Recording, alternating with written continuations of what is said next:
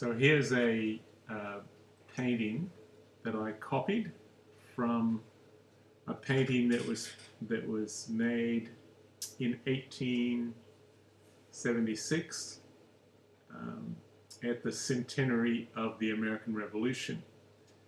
And so we're getting, in the Isham story, we're moving closer to that event.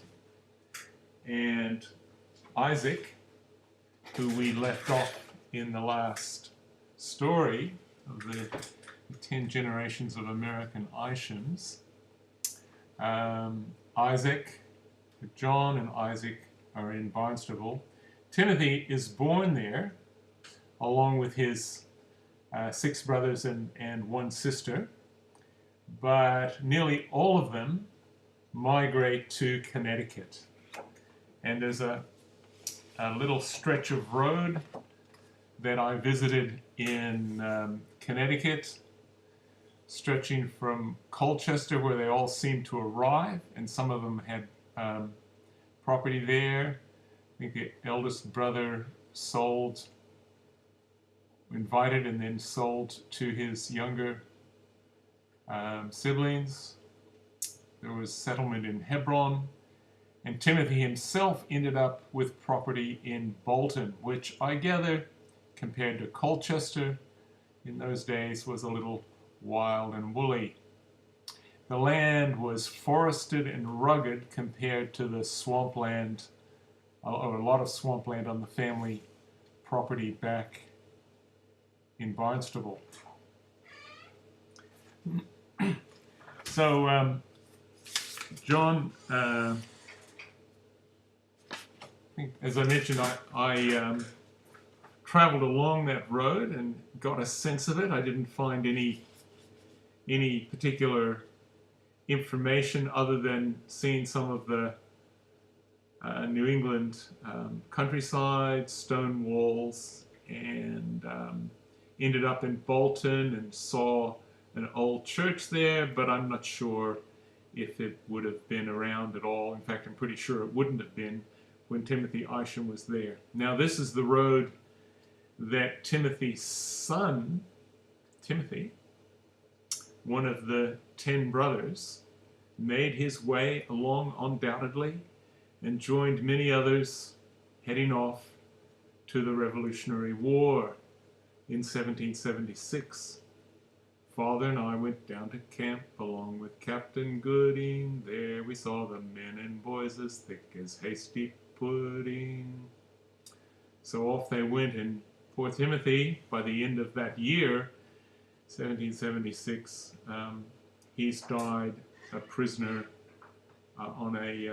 undoubtedly on a hulk on a British prison ship, because he was captured in the Battle of Long Island. So when I painted this painting, I had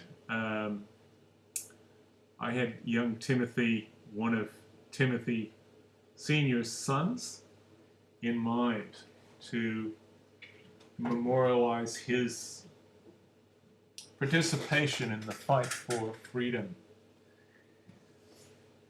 I think that's probably all I need to say about that family, except maybe to add that one of Timothy Jr.'s brothers married a woman named Huldah, and I ended up making a poem about her because of the lovely, well, it would have been horrifying for her at first. She's washing the family clothes just out of sight of the house in the creek, and when she comes back, the house is burned down. And the story goes that the neighbors turned out and built her a new house by Saturday. So I've called the poem Saturday House. So there was a community of brothers living in that region of Connecticut. Huge family, at least Timothy's was huge. His son, Enoch, changes the whole picture, and he has only, Joseph, the brother of Timothy, changes the whole picture, and he has only two sons, Enoch and Elijah. And we can take up the Enoch story a little bit later.